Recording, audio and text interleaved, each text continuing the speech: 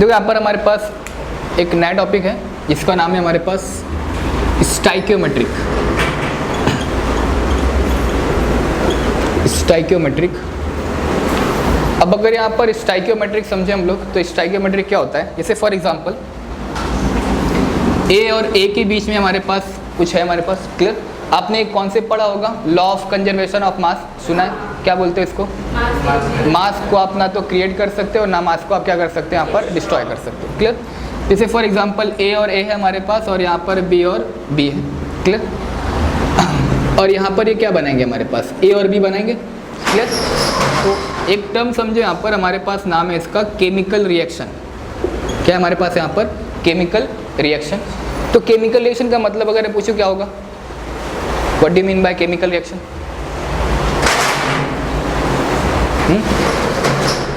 Simple सा word है, chemistry का मतलब ही क्या होता है हमारे पास? Breaking of old bond and formation of new bond is called as क्या? केमिकल रिएक्शन बोल सकते हैं। तो यहाँ पर देखो हमने ये वाला बॉन्ड तोड़ा, ये वाला बॉन्ड तोड़ा, ए और बी के बीच में एक नया बॉन्ड बना है, क्लियर।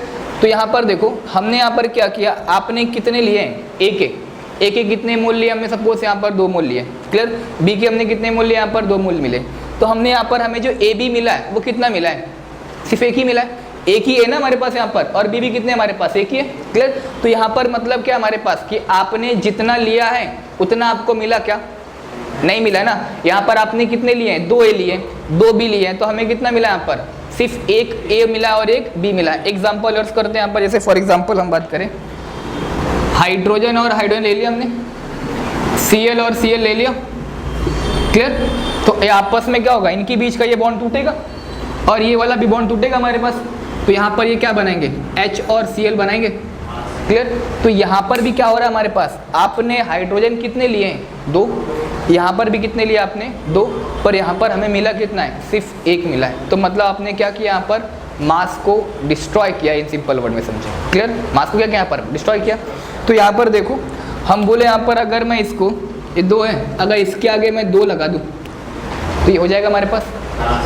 अब बराबर है 2 हाइड्रोजन और 2 Cl, है ना। मतलब जितना आपने sum of reactant is equal to क्या हमारे पास? सम ऑफ प्रोडक्ट है, सम ऑफ प्रोडक्ट, है ना। जितना आपने रिएक्टेंट लिया उतना ही क्या मिला आपको? प्रोडक्ट मिला है, क्लियर। तो सिंपल से यहाँ पर केमिकल रिएक्शन का मतलब क्या हमारे पास? Breaking of old bond and formation of new bond is called as क्या हमारे पास? Chemical reaction. बात समझ में आ गई, क्लियर। तो अब देखो यहाँ पर हमने यहाँ पर कुछ, अगर मैं एग्जांपल ले लूँ, ये N2 plus H2 will give you क्या? अमोनिया। यहाँ पर नाइट्रोजन कितने हमारे पास? 2। हाइड्रोजन कितने हमारे पास? 2। पर यहाँ पर कितने? 1 और 3 मिल रहे हैं, क्लियर। तो बताओ यहाँ पर भी क्या किया आपने? मास को डिस्ट्रॉय किया, क्लियर। तो अगर मैं इसके आगे 2 लगा दूँ, यहाँ पर 3 लगा दूँ, तो बताओ ये बैलेंस है? 3 2 6, 2 नाइट्रोजन 2 मल्टीप्लाई बाय 3 हाइड्रोजन इस कॉल्ड इज कितना हमारे पास? 6। तो मतलब अगर बोले यहाँ पर जहाँ पर कुछ नहीं होता वहाँ पर हम क्या मानते हैं? तो यहाँ पर कितना है? 3 है, यहाँ पर कितना है? 2। तो ये 1 और 2 और जो ये 3 है, क्लियर। ये क्या है हमारे पास? इन्हीं को हम लोग बोलते हैं स्टाइकियोमेट्रिक कोफिशिएंट। क्या बोलते हैं इनको? स्टाइकियोमेट्रिक कोफिशिएंट बोलते हैं। समझ में आया?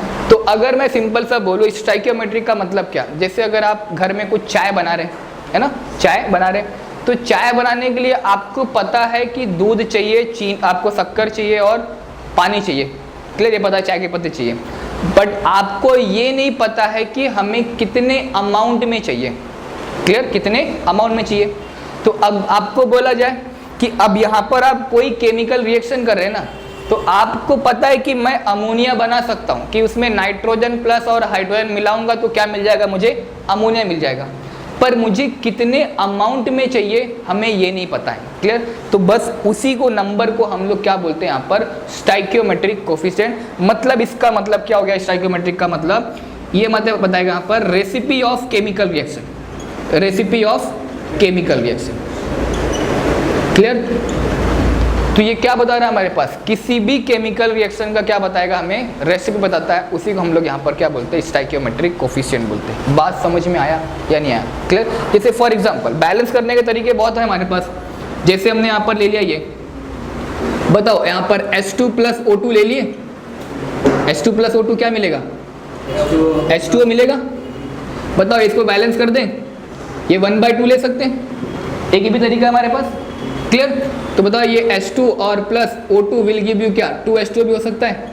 तो बैलेंस करने के तरीके बहुत है हमारे पास। ऐसे नहीं करना है यहाँ पर कि अगर H2 लिया प्लस O2 लिया तो इसके आगे क्या लगा दिया, H2O2, तब वो क्या बन गया हमारे पास, कुछ दूसरा कंपाउंड बन गया, क्लियर। तो आपको ऐसे बैलेंस करने की उसका कुछ हमारे पास नाम वगैरह होना चाहिए, क्लियर। ये नाम है, पर ये क्या हमारे पास, आप बना क्या रहे हैं, वाटर, आपने क्या बना दिया, परऑक्साइड।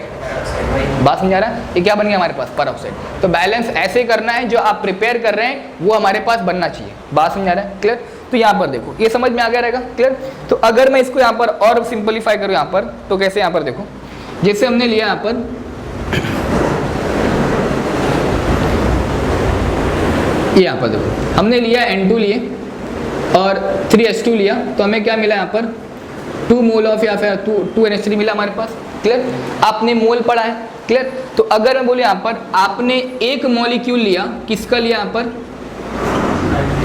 N2 का, नाइट्रोजन गैस का। आपने कितने मॉलिक्यूल लिए यहाँ पर, 3 मॉलिक्यूल लिया आपने, किसके, H2 मॉलिक्यूल के, H2 के।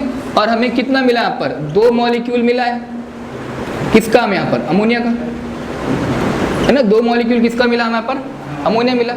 तो आपने एक टर्म पढ़ा होगा कि एक मोल में हमारे पास कुछ इतने पार्टिकल होते हैं, सुना है। एक मोल का मतलब क्या हमारे पास, अब मोल क्या हमारे पास, अमाउंट ऑफ सब्सटेंस है, जिससे आप जैसे आप क्या करते हैं, लेंथ को मेजर करते हैं, किसमें, मीटर में करते हैं, क्लियर। तो मोल भी हमारे पास क्या है, एक मेजर क्वांटिटी है ना, अमाउंट ऑफ सब्सटेंस है।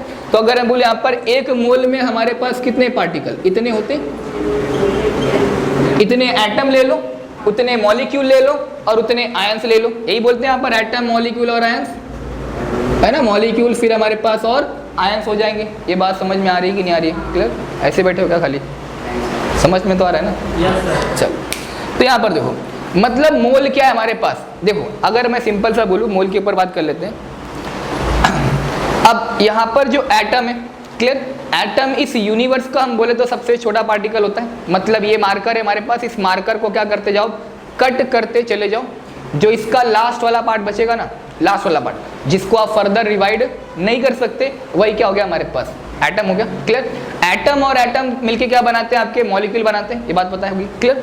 तो अब अगर मैं बोले यहाँ पर, अगर आपको किसी चीज के बारे में स्टडी करना है, क्लियर, आपको कोई इतना बड़ा चीज दे दूं और कोई एकदम छोटा सा दे दूं यहाँ पर, तो आप किसकी स्टडी जल्दी कर सकते हैं, जो थोड़ा बड़ा होगा, क्लियर। तो सेम, अब आप किसी चीज को यहाँ पर निकाल रहे हैं ना, तो वो हमारे पास क्या है, आप एटम का या फिर मॉलिक्यूल का, हमें वहाँ पर उसको स्टडी करने में क्या आएगा, थोड़ा बहुत प्रॉब्लम आएगा, क्लियर। बहुत छोटा पार्टिकल है हमारे पास, क्लियर, जिसको आप नेकेड ऐसे देखने में प्रॉब्लम हो रहा है, क्लियर। तो हम क्या करते हैं, उसको किस में लेके आते हैं, मोल में लेके आते हैं। मोल एक क्या हमारे पास बड़ा नंबर है, क्लियर। तो हम उसको इजीली क्या कर सकते हैं, यहाँ पर मोल में आप फाइंड कर सकते हैं, समझ में आया।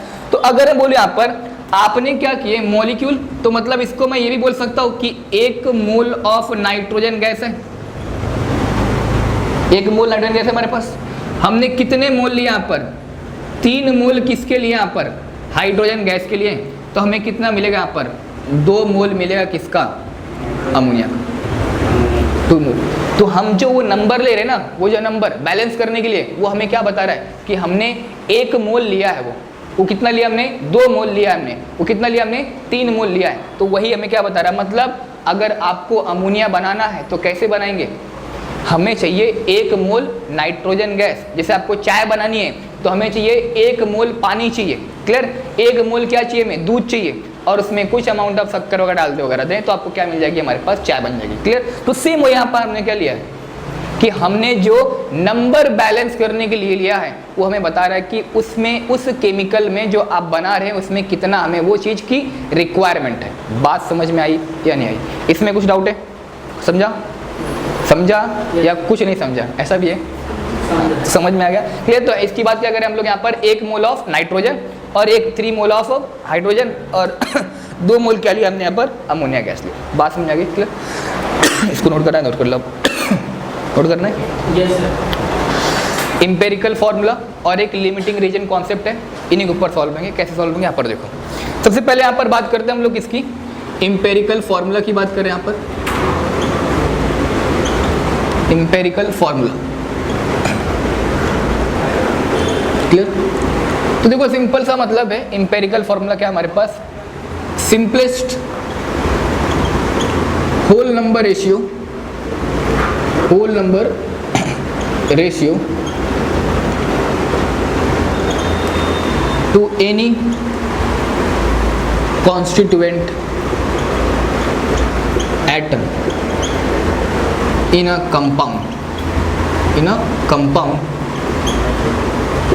is called as empirical formula। मतलब सिंपल सा अगर मैं बोलूँ यहाँ पर, जैसे हमने यहाँ पर ले लिया एक C4H10 ऐसे कुछ ले लिया यहाँ पर, है ना, हमने ले लिया, तो इसका सबसे सिंपलेस्ट रेशियो क्या होगा।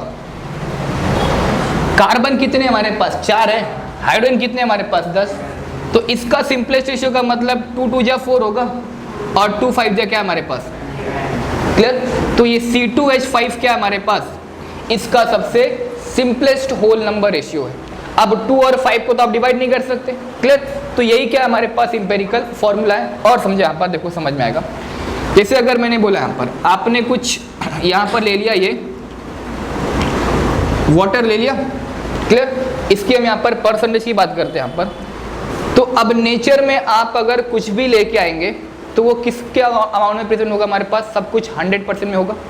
तो अगर मैं बोलूँ यहाँ पर ये जो हाइड्रोजन है, इस H2O में, इस पानी के अंदर हाइड्रोजन का कितना परसेंट है, ऑक्सीजन का कितना परसेंट है, हम निकाल सकते हैं। कैसे निकालेंगे यहाँ पर बताओ। बताओ हाइड्रोजन का हमारे पास, एक हाइड्रोजन का एटॉमिक मास कितना, 1, तो 2 का कितना होगा, 2 का 2 हो जाएगा हमारे पास, क्लियर। और इसका टोटल मोलर मास कितना होता है पता है, 18 है ना, 18 होगा। अब ये जो भी हमारे पास वो किसमें 100% में, तो 2 मल्टीप्लाई बाय यहाँ पर 100 कर सकते हैं, कैंसल कर दो, कितना हो जाएगा हमारे पास 2 9 जा 250 जा, है ना।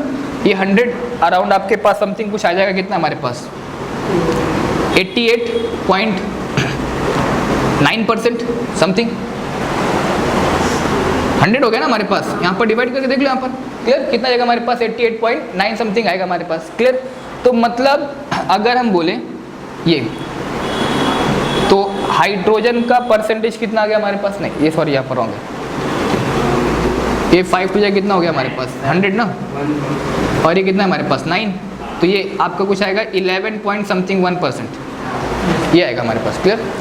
तो यहाँ पर दिख रहा है इस पानी के अंदर जो हमारे पास हाइड्रोजन का परसेंट कितना है 11.1%, मतलब उस जो आपने पानी लिया ना, उस पानी में हाइड्रोजन का कितना परसेंटेज है हमारे पास 11.1% है, क्लियर।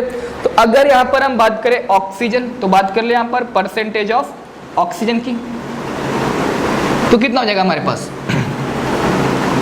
इसका मोलर मास या फिर एटॉमिक मास कितना होगा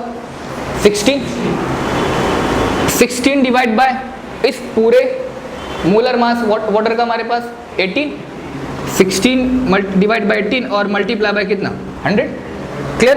तो यहाँ पर कितना हो जाएगा हमारे पास, इसको जब डिवाइड करेंगे तो आपके पास अराउंड कितना 2 9 जा हो जाएगा हमारे पास, ये 250 जा, क्लियर। और फिर आप क्या करते हैं, इसको मल्टीप्लाई करने के बाद आपके पास कुछ आएगा 88 पॉइंट समथिंग 9% आ जाएगा, समझ में आया। डिवाइड करने के बाद कितना आएगा हमारे पास, ये 88.9% आएगा। तो यहाँ पर ये मालूम पड़ रहा है आपको कि हमारे पास जो पानी में हाइड्रोजन का परसेंटेज कितना है, सिर्फ 11.1% है, और पानी में हमारे पास ऑक्सीजन कितना परसेंट है हमारे पास 88.9%। बात समझ में आ गई, क्लियर। तो अगर मैं बोलूँ यहाँ पर हमारे पास एक इथेनॉल है, जैसे ये हमने ले लिया C2H5OH, ये क्या हमारे पास, इसको बोलते हैं इथेनॉल बोलते हैं, क्या बोलते हैं इसको हम लोग, इथेनॉल, क्लियर।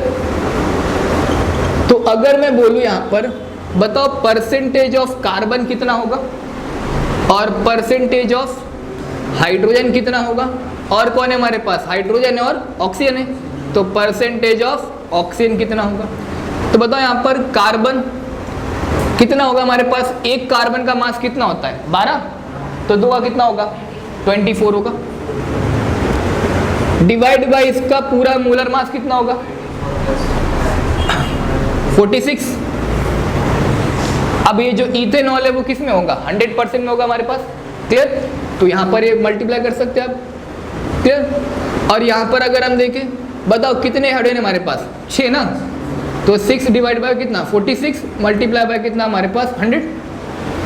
सेम यहाँ पर ऑक्सीजन का कितने हमारे पास एक ही है 16 डिवाइड बाय 46 मल्टीप्लाई बाय 100। बात समझ में आ रहा है कि नहीं आ रहा है? तो यहाँ पर हम क्या फाइंड कर सकते हैं कि आप एक कार्बन का मतलब इस इथेनॉल के अंदर परसेंटेज ऑफ कार्बन कितना होगा, परसेंटेज ऑफ हाइड्रोजन कितना होगा, क्लियर, और परसेंटेज ऑफ ऑक्सीजन कितना होगा। ये बात समझ में आ रही है, क्लियर। तो यहाँ पर आप निकाल सकते हैं, इसको डिवाइड करके देख लो कितना आता है हमारे पास, क्लियर।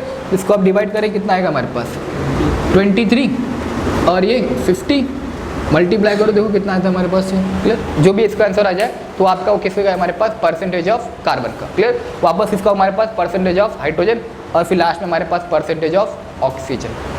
एनी डाउट इसमें कुछ क्लियर है, क्लियर? हाँ, तो इसको नोट कर लो। इसके ऊपर इंपेरिकल फॉर्मूला क्वेश्चन कैसे सॉल्व होगा वो समझाते हैं आपको। तो जैसे फॉर एग्जांपल अगर हमने ले लिया कुछ ये एक हम ले रहे हैं यहाँ पर एसिटिक एसिड, इसका नाम है क्या हमारे पास एसिटिक एसिड। इसका क्या फाइंड करना है, हमें इंपेरिकल फॉर्मूला फाइंड करना है। फॉर एग्जांपल एक यहाँ पर देते हैं, अगर हम बोले यहाँ पर ये कार्बन है इसके अंदर और क्या हमारे पास हाइड्रोजन है और कौन है हमारे पास इसके अंदर oxygen.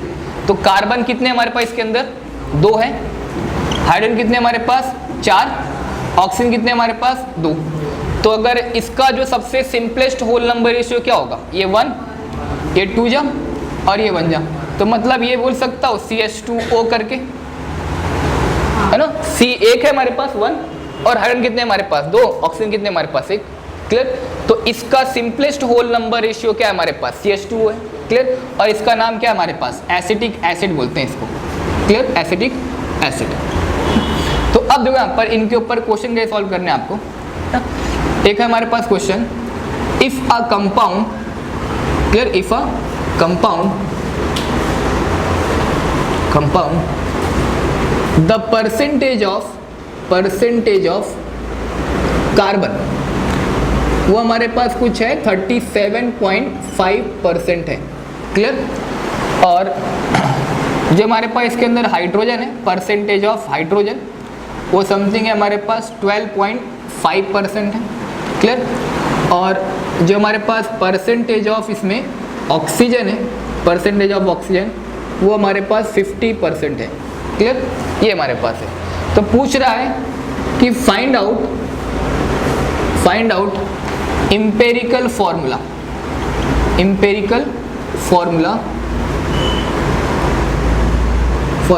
Of A compound and if mass of the compound is 64 gram per mole, clear, and find out molecular formula.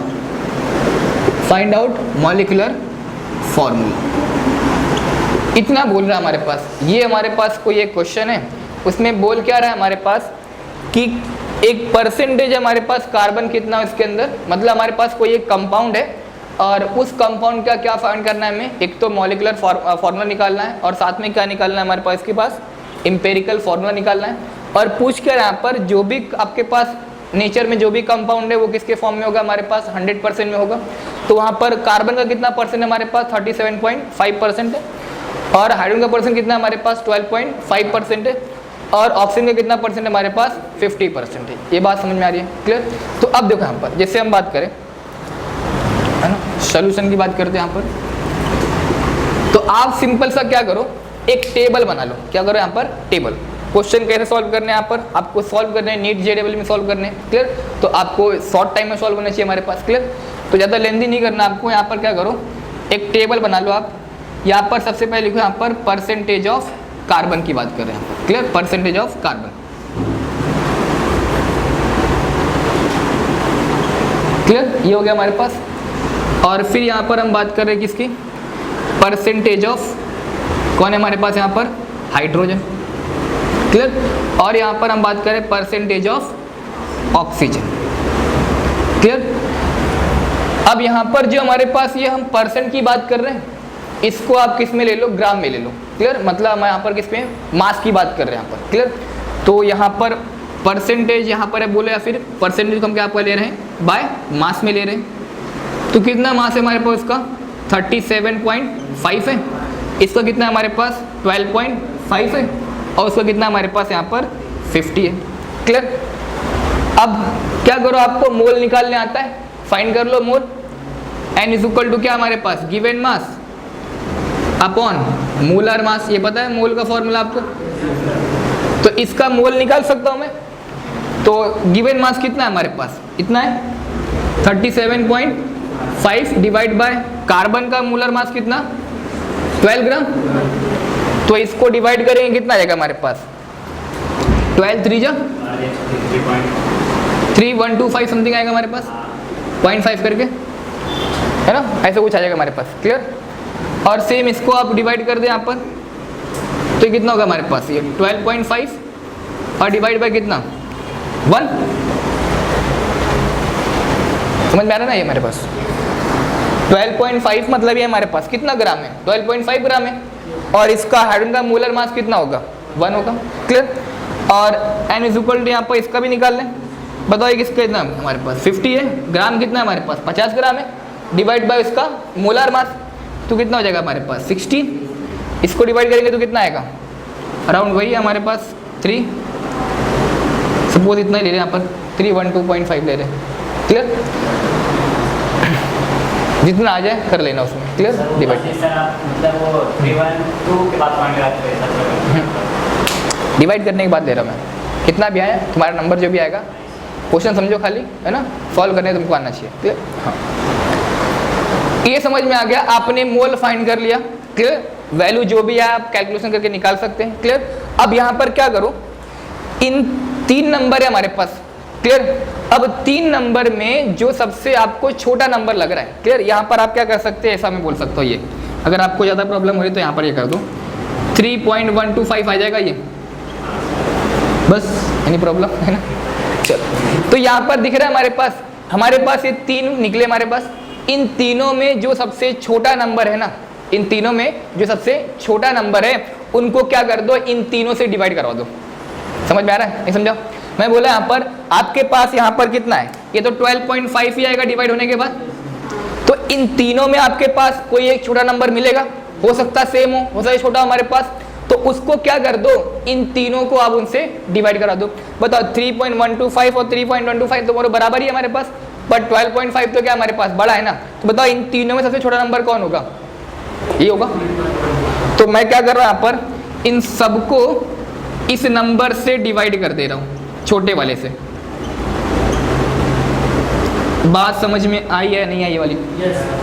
अब डिवाइड करने के बाद ये कितना आएगा, 1 आएगा। इसको डिवाइड करेंगे तो अराउंड आपके पास समथिंग 4 आ जाएगा अप्रोक्स ले लें यहाँ पर, क्लियर। और इसको डिवाइड कर दो कितना आ जाएगा हमारे पास, समझा, ये समझेगा अभी ये। तो अब यहाँ पर भी मतलब यहाँ पर कार्बन कितने मिल रहे हैं हमें, 1। हाइड्रोजन कितने मिल रहे हैं हमारे पास, 4। और ऑक्सीजन कितने मिल रहे हैं हमारे पास, बस यही तो क्या है हमारे पास, एम्पेरिकल फॉर्मूला है। समझ में आया या नहीं आया? क्लियर। अब क्या बोल रहा है हमारे पास, एम्पेरिकल फॉर्मूला तो हमने फाइंड कर लिया। अब बोल रहा है कि जो मास ऑफ कंपाउंड है वो कितना है हमारे पास, 64 ग्राम है। और हमें और क्या फाइंड करना है, उसका मॉलिक्यूलर फॉर्मूला फाइंड करना है। तो देखो क्या करेंगे यहाँ पर, एक फॉर्मूला हमारे पास, इसको बोलते हैं एन फैक्टर बोलते हैं। क्या बोलते हैं इनको, n factor, clear. N factor जो होता है हमारे पास, यहाँ पर आप लिख ले, यहाँ पर molar mass, clear, molar mass divide by empirical formula का मास, क्लियर, एम्पेरिकल फॉर्मूला का मास। तो इसका मोलार मास कितना आएगा एम्पेरिकल का, हाँ 34, यहाँ पर देखो, इसको और सिंप्लीफाई कर दो।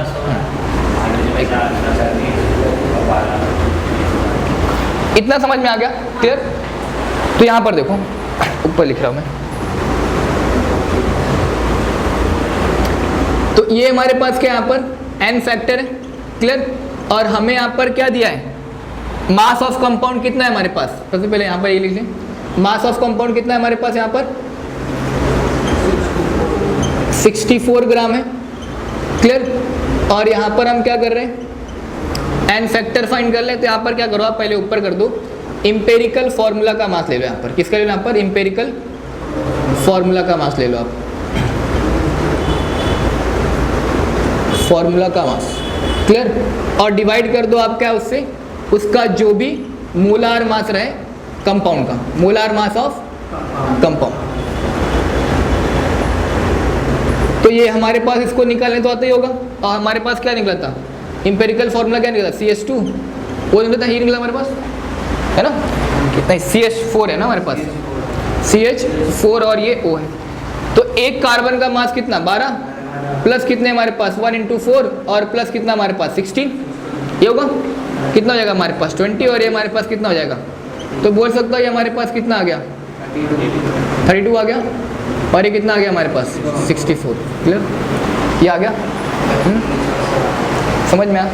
एक मिनट, यहाँ पर थोड़ी और चेंज हो गई हमारे पास, क्लियर।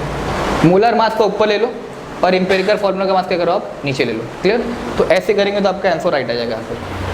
यहाँ पर कुछ आएगा, मैंने सही लिखा था वही, क्या करो आप यहाँ पर इंपेरिकल फॉर्मूला का मास ले लो और यहाँ पर मोलर मास ले लो, किसका हमारे पास कंपाउंड का ले लो। तो यहाँ पर देखो क्या आ जाएगा हमारे पास 64 आ जाएगा और ये 32 आ जाएगा। तो इसको डिवाइड करेंगे कितना आएगा हमारे पास 2 आ जाएगा। तो एन फैक्टर कितना आ गया हमारे पास 2 आ गए, क्लियर। अब यहाँ पर क्या करो आप, हमें क्या फाइंड करना है यहाँ पर, मॉलिक्यूलर फॉर्मूला फाइंड करना है। अरे यार चलो, ये लग गया नंबर हमने, क्लियर, ये आ गया हमारे पास, समझ में आया, क्लियर। ये क्या ऊपर हमारे पास मोलर मास का है हमारे पास, मतलब मास ऑफ कंपाउंड है, और नीचे क्या है हमारे पास इंपेरिकल फॉर्मूला का मास है, क्लियर। तो देखो यहाँ पर molecular formula is equal to क्या आएगा हमारे पास n multiply by empirical formula, clear. n multiply क्या हमारे पास इंपेरिकल फॉर्मूला है। तो अब यहाँ पर क्या करो, n की वैल्यू कितनी मिल गई हमारे पास 2, और इंपेरिकल फॉर्मूला क्या हो गया हमारे पास, ये है CH4 और ये O, क्लियर। तो यहाँ पर क्या जाएगा हमारे पास कार्बन 2 और कितना जाएगा हमारे पास 8 और ये, क्लियर। तो ये क्या मिल जाएगा हमारे पास मॉलिक्यूलर फॉर्मूला मिल जाएगा, समझ में आया। तो ऐसे इनके क्वेश्चन, हाँ O2 हो जाएगा हमारे पास, क्लियर। तो ये हो जाएगा हमारे पास क्या मॉलिक्यूलर फॉर्मूला हो जाएगा, सिंपल है, समझ में आ गया, क्लियर। सिंपल है। यहाँ पर क्या करना है आपको, देखो फिर से एक्सप्लेन कर रहा हूँ। यहाँ पर आप क्या करो, यहाँ पर टेबल बना लो, क्लियर। टेबल बनाने के बाद यहाँ पर क्या करो, जो भी आपका परसेंटेज इसका दिया है उसको पहले परसेंटेज ऑफ कार्बन, फिर हाइड्रोजन और फिर ये ऑक्सीजन। तो यहाँ पर परसेंटेज बाय मास लिख लो, क्लियर। तो जो भी जो परसेंट में गिवन रहेगा हमारे पास वो क्या रहेगा हमारे पास ग्राम में रहेगा, क्लियर। तो यहाँ पर हमने ये ले लिया, और फिर क्या करो यहाँ पर आप उनका मोल फाइंड कर लो, मोल जो भी आपका आ जाए। और फिर क्या करो यहाँ पर जो भी इन तीनों में आपका जो सबसे छोटा नंबर रहेगा उन क्या करो, उनको 3 से आप उनसे डिवाइड कर दो। तो आपको जो भी आ जाए छोटे नंबर से वो आपका आ जाएगा हमारे पास क्या, वहाँ से आप क्या मिल जाएगा आपको इंपेरिकल फॉर्मूला मिल जाएगा, क्लियर। फिर क्या करो यहाँ पर मास ऑफ कंपाउंड, तो मास ऑफ कंपाउंड आपको गिवन रहेगा क्वेश्चन में, हो सकता है गिवन रहे, हो सकता है नहीं गिवन भी रहे, क्लियर। तो हो सकता है आपके पास खाली इंपेरिकल फॉर्मूला पूछे तो आप क्या करें यहीं तक निकाल के रख दें। तो हो सकता क्या दिए रहे हमारे पास यहाँ पर इंपेरिकल फॉर्मूला फाइंड करना हो तो सिर्फ आप यहीं तक लगा सकते हैं, क्लियर। बाकी की अगर आपको मॉलिक्यूलर फॉर्मूला पूछ रहा है तो आपको उस क्वेश्चन में क्या गिवन रहेगा हमारे पास मास ऑफ कंपाउंड गिवन रहेगा। तो वहां से आप क्या फाइंड करें, एन फैक्टर को फाइंड करें। एन फैक्टर क्या होता है हमारे पास molar mass of compound divide by क्या हमारे पास इंपेरिकल फॉर्मूला का मास, क्लियर। तो जो भी आ जाए आप एन फैक्टर यहाँ से निकाल सकते हैं यहाँ पर, क्लियर। एन फैक्टर जो निकल जाए और मॉलिक्यूलर फॉर्मूला निकालने का फॉर्मूला हमारे पास ये एन मल्टीप्लाई बाय क्या इंपेरिकल फॉर्मूला। बात समझ में आ गया, क्लियर। तो ऐसे करके आप क्या कर सकते हैं यहाँ पर इंपेरिकल फॉर्मूला आप निकाल सकते हैं, क्लियर। इसमें कुछ डाउट है किसी को, क्लियर। हाँ तो निकल देखो एक क्वेश्चन और सॉल्व करते हैं इनके ऊपर इंपेरिकल फॉर्मूला के ऊपर, क्लियर। तो देखो यहाँ पर आपका जो भी डाउट रहेगा वो क्लियर हो जाएगा इसमें। सपोज हमने यहाँ पर ले लिया if a compound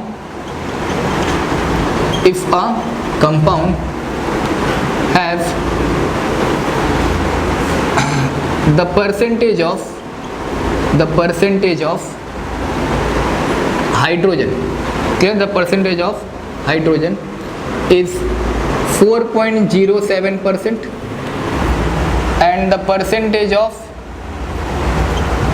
percentage of chlorine is 71.65%, clear, 71.65%, and the percentage of carbon is 24.25%, clear. Find out, वापस वही find out empirical formula, EF का मतलब यहाँ पर इम्पेरिकल फॉर्मूला है, and the mass of compound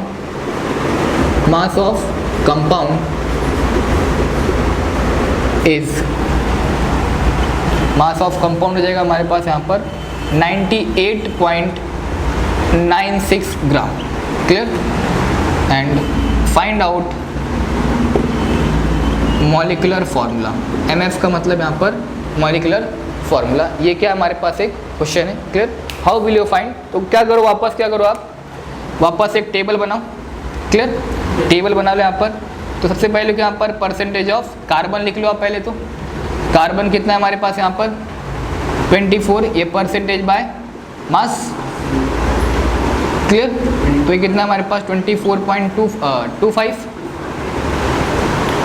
और परसेंटेज ऑफ हमारे पास hydrogen कितना है यहाँ पर 4.07%, क्लियर। और फिर हमारे पास क्या है परसेंटेज ऑफ ऑक्सीजन, Cl है, कितना है हमारे पास वो 71.65%, क्लियर, 7 ग्राम। समझ में आ गया। अब क्या फाइंड कर ले हम यहाँ पर, मोल है ना, मोल पता है आपको यहाँ पर, वापस वही मोल फाइंड कर लो यहाँ पर, given mass upon molar mass.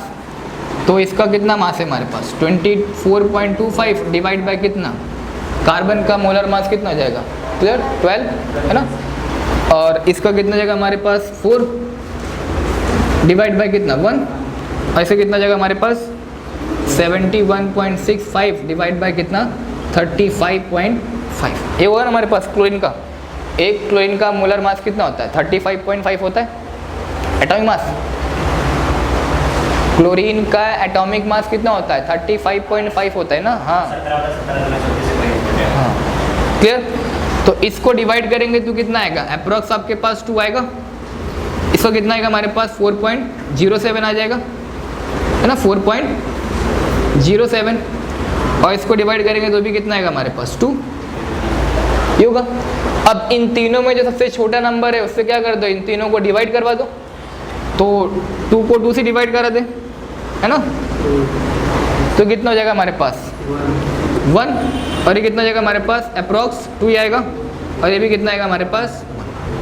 तो बताओ हमारे पास इंपेरिकल फॉर्मूला निकल गया, क्या निकल गया हमारे पास, कार्बन 1 है और हाइड्रोजन कितने 2 है, और Cl कितने हमारे पास 1, तो इसको हम यहाँ पर ऐसा भी लिख सकते हैं CH2Cl। एक क्या मिल गया हमें, इंपेरिकल फॉर्मूला मिल गया। अब हमें क्या फाइंड करना है यहाँ से, n फैक्टर फाइंड कर ले, क्या फाइंड कर ले यहाँ से n फैक्टर। तो n factor is equal to क्या हमारे पास, मोलार मास डिवाइड बाय क्या हमारे पास इंपेरिकल फॉर्मूला का मास। मोलार मास कितना हो जाएगा हमारे पास, इसका कितना है हमारे पास यहाँ पर 98.96 डिवाइड बाय इसका कितना मास होगा हमारे पास। तो एक कार्बन का 12 ना हमारे पास 12 और प्लस 2 ना, और कितना ये 35.5, तो कितना जाएगा हमारे पास 49.75 डिवाइड करेंगे कितना आ जाएगा 2 आ जाएगा, है ना 49 टू हमारे पास ये होगा अप्रॉक्स लेना यहाँ पर कितना 2 आ जाएगा हमारे पास। तो अब यहाँ से मॉलिक्यूलर फार्मूला फाइंड कर लें, n into empirical formula, n क्या हमारे पास यहाँ पर 2, इम्पेरिकल फार्मूला क्या हमारे पास ये 2 Cl, तो क्या मिल जाएगा हमारे पास MM इज इक्वल टू क्या हमारे पास C2H4 और Cl2, ये क्या है हमारे पास इसका एम्पेरिकल फॉर्मूला। समझ में आ गया। अब ये फाइंड कर सकते हैं, इसमें कुछ डाउट है, क्लियर, कुछ ना कुछ इसमें, हाँ हाँ अप्रॉक्स लेके चलना। यहाँ पर देखो और समझे, इसमें आपको पता होना चाहिए कार्बन 1.0 तो हमारे पास होगा नहीं, ये तो 1 हो गया 2 होगा, क्लियर। तो आप क्या कर ले, उनको 1 ले लें, पर अगर इनकेस आपके पास वैल्यू आ जाए 1.5 बीच में आ गए ना, 1.4 हो रहा था अप्रॉक्स हम ले सकते 1.6 हुआ तो अप्रॉक्स क्या ले सकते हैं हम लोग 2, पर 1.5 आ चुका है तो इसको क्या कर दो 2 से मल्टीप्लाई कर दो। किससे मल्टीप्लाई कर दो? 2 से पहले मल्टीप्लाई कर दो और फिर छोटे नंबर से क्या कर दो आप डिवाइड करवा दो। समझा? समझे? यहाँ पर देखो मैंने क्या बोला, जैसे फॉर एग्जांपल ये कितना आ गया हमारे पास, ये हमारे पास 2.5 आ गया। अब 2.5 तो कोई नंबर है नहीं हमारे पास, 2 पॉइंट का आपके पास हाइड्रोजन है क्या हमारे पास ऐसा 2.5 वाला? नहीं ना, हाइड्रोजन है तो 1 हो गया तो 2 होगा। क्लियर? तो हम क्या करेंगे, इसको सिंप्लीफाई करने के लिए 2 से मल्टीप्लाई कर दो तो कितना हो जाएगा हमारे पास 5 हो जाएगा। क्लियर? बस ऐसे करके करना है आपको। समझ में आया? जब कब आएगा? जब 1.5 या 2.5 या फिर 3.5 में होगा।